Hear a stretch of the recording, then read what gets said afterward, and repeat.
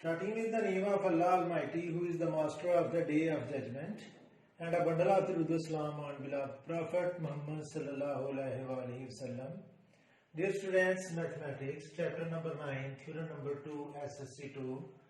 प्यारे बच्चों, mathematics chapter number 9 theorem number 2 और इसकी स्टेटमेंट ये है कि a straight line drawn from the center of a circle to bisect a chord and that chord is not diameter is perpendicular to the chord. बच्चों, theorem की statement ये है कि एक स्ट्रेट लाइन जो सर्कल के सेंटर से draw की जाए और वो कार्ड को बाइसेक्ट करे, और वो कार्ड है जो डायमीटर नहीं है, यानी कि डायमीटर के अलावा कोई कार्ड है और वो कार्ड हमने ड्रा किया, ये वो कार्ड है ए बी, और इस पर सर्कल के सेंटर से एक स्ट्रेट लाइन ड्रा की जा रही है जो इस कार्ड को बाइसेक्ट कर रही है। और प्रूफ हमने ये करना है कि ये जो स्ट्रेट लाइन सी डी है ये परपेंडिकुलर है कार्ड ए बी पर।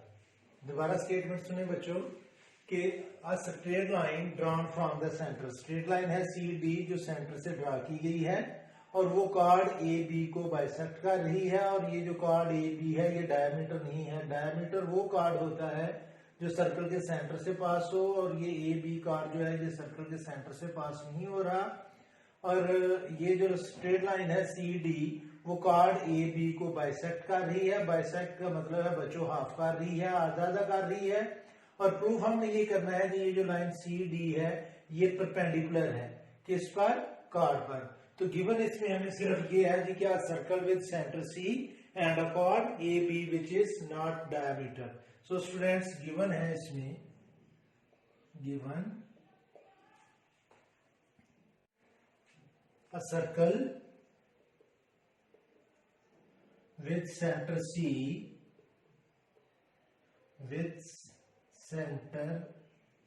and a chord AB, and M is the midpoint and D is the midpoint of chord। To prove है बच्चों हमारे पास, जो हमने प्रूफ करना है, टू प्रूव है कि C D is perpendicular to A B.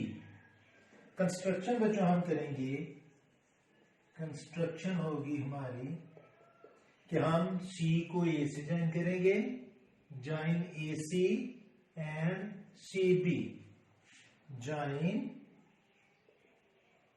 A B and C D, ये बच्चों हमारी कंस्ट्रक्शन है। And name the angles, and name the angles as angle 1 and angle 2। बच्चों इसको हम एंगल 1 का नेम दे देते हैं, इसको हम एंगल 2 का नेम दे देते हैं आसानी के लिए, ताकि जब हम पढ़े एंगल इसको तो हमें एंगल सी डी ए और सी डी बी बार बार ना पढ़ना पड़े, हम इसको सिर्फ एंगल 1 और एंगल 2 का नाम दे देंगे। आगे है बच्चों प्रूफ। तो प्रूफ के लिए हमारे पास अभी 2 ट्रायंगल्स हैं, एक ट्रायंगल है सी डी बी और एक ट्रायंगल है सी डी ए। हम इन दोनों को कंपेयर करेंगे। अगर बच्चों गौर करें आप इन दोनों ट्रायंगल्स पर, तो सी ए और सी बी ये दोनों कॉन्ग्रुएंट है क्योंकि ये रेडियस हैं सेम सर्कल के, सी बी भी रेडियस है और सी ए भी रेडियस है, तो ये दोनों रेडियस हैं सेम सर्कल के।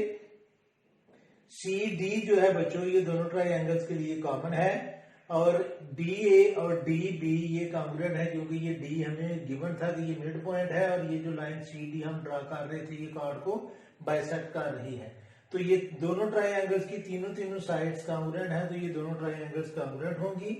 और अगर ये दोनों ट्रायंगल्स कॉन्ग्रुएंट है तो फिर एंगल 1 और एंगल 2 भी कॉन्ग्रुएंट होगा। और एंगल 1 और एंगल 2 को अगर हम प्लस करें तो बेटा ये 180 डिग्री का एंगल बनेगा, क्योंकि A D be straight line है और स्ट्रेट लाइन पर सी डी एक लाइन है जो 2 एंगल बना रही है, 2 एंगल्स बना रही है। तो अगर हम इन दोनों एंगल्स को प्लस करेंगे तो उसका सम 180 की इक्वल आएगा, क्योंकि A D B is the straight line और ये दोनों सप्लीमेंट्री एंगल्स होंगे। और एंगल 1 और एंगल 2 दोनों कॉन्ग्रुएंट हैं, तो मैं एंगल 2 को एंगल 1 से या एंगल 1 को एंगल 2 से रिप्लेस करूंगा, तो ये आएगा 2 angle 1 is equal to 180 degree, और 2 दूसरी साइड पर जाकर डिवाइड करेगा तो एंगल 1 इक्वल होगा 90 डिग्री के, और 1 और 2 दोनों का कॉन्ग्रुएंट है, तो ये हम प्रूफ कर देंगे कि CDB और CDA दोनों राइट एंगल हैं, और अगर ये राइट एंगल है तो फिर CD जो है वो परपेंडिकुलर है। तो बच्चों यही हमें प्रूफ करना है कि CD जो है वो AB पर परपेंडिकुलर है। तो अब मैं प्रूफ करूंगा, और प्रूफ के लिए मैं ये सब बोर्ड रेस करके इधर दो पोर्शन बनाऊंगा, एक तरफ हम लिखेंगे स्टेटमेंट्स और दूसरी तरफ हम लिखेंगे रीजंस। अब बच्चों हम लिखते हैं जी प्रूफ, एक तरफ आएगा स्टेटमेंट्स और एक तरफ आएगा रीजंस।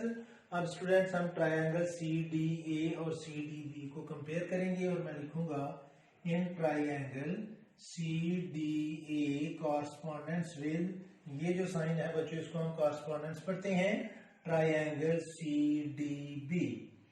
अब बच्चों CDA और CDB इन दोनों ट्रायंगल में, और मैं ऑलरेडी एक्सप्लेन कर चुका हूं कि CA और CB कॉन्ग्रुएंट है, तो हम लिखेंगे जी CA is congruent to CB, और इसकी रीजन है रेडियाई।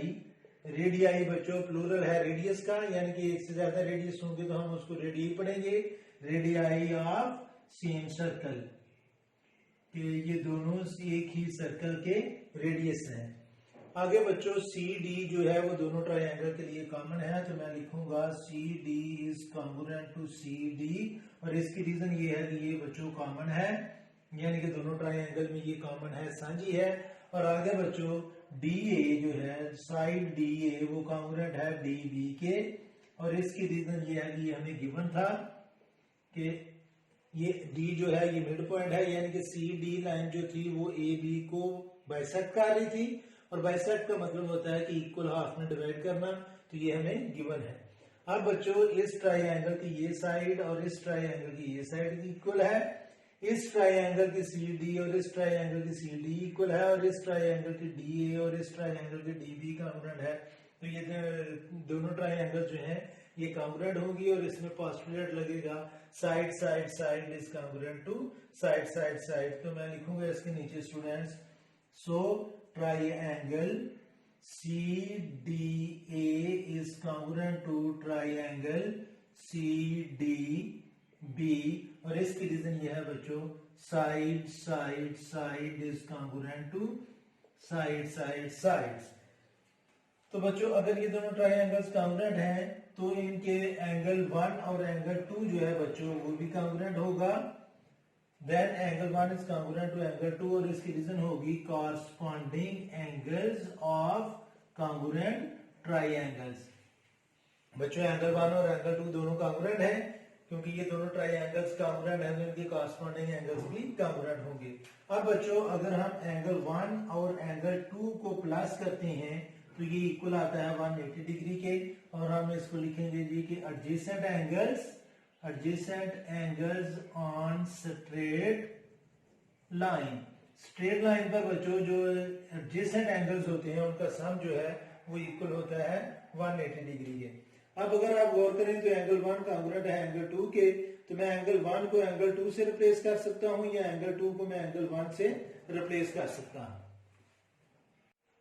अब बच्चों मैं एंगल 1 की जगह एंगल 2 लिखूंगा, तो ये आएगा students angle 2 plus angle 2 is equal to 180 degree. इसकी रीजन अगर आप लिखना चाहते हैं तो लिख लें कि एंगल 1 जो है वो कॉन्ग्रुएंट है एंगल 2 के, तो एंगल 1 की जगह मैं एंगल 2 लिख सकता हूं। अब बच्चों एक एंगल 2 ये है, एक एंगल 2 ये है, जब हम इन दोनों एंगल्स को प्लस करेंगे तो ये आएगा students 2 angle 2 is equal to 180 degree, और 2 एंगल 2 ये जो 2 है स्टूडेंट्स ये इस तरफ मल्टीप्लाई कर रहा है, उस तरफ जाकर ये डिवाइड करेगा, तो ये आ जाएगा बच्चों angle 2 is equal to 180 degree over 2, और एंगल 2 की जो वैल्यू है वो आ जाएगी बच्चों 90 डिग्री, और एंगल 2 इक्वल किसके है एंगल 1 के, तो नीचे हम लिखेंगे जी एंगल 1 कॉन्ग्रुएंट है एंगल 2 के, और ये कॉन्ग्रुएंट है 90 डिग्री के। इसलिए जब ये हमने प्रूव कर दिया कि एंगल CDA और CDB दोनों राइट एंगल है, तो बच्चों CD जो है वो परपेंडिकुलर होगा AB पर, तो नीचे हम इसके लिखेंगे so CD is perpendicular to AB, और रीजन अगर आगे आपने लिखनी है तो आपने लिख लेना है जी कि angle CDA is congruent to angle CDB is congruent to 90 degree की। वो अगर दो लाइनें एक दूसरे पर 90 डिग्री के एंगल बना रही हैं तो वो बच्चों परपेंडिकुलर होती हैं, और ये हमने प्रूफ करना था। तो हमने प्रूफ कर दिया कि सी डी जो है वो परपेंडिकुलर है ए बी पर। तो बच्चों आज के लिए इतना ही काफी है। अल्लाह से मेरी दुआ है कि अल्लाह ताला आपको हमेशा खुश रखे और जिंदगी के हर मैदान में कामयाब करे।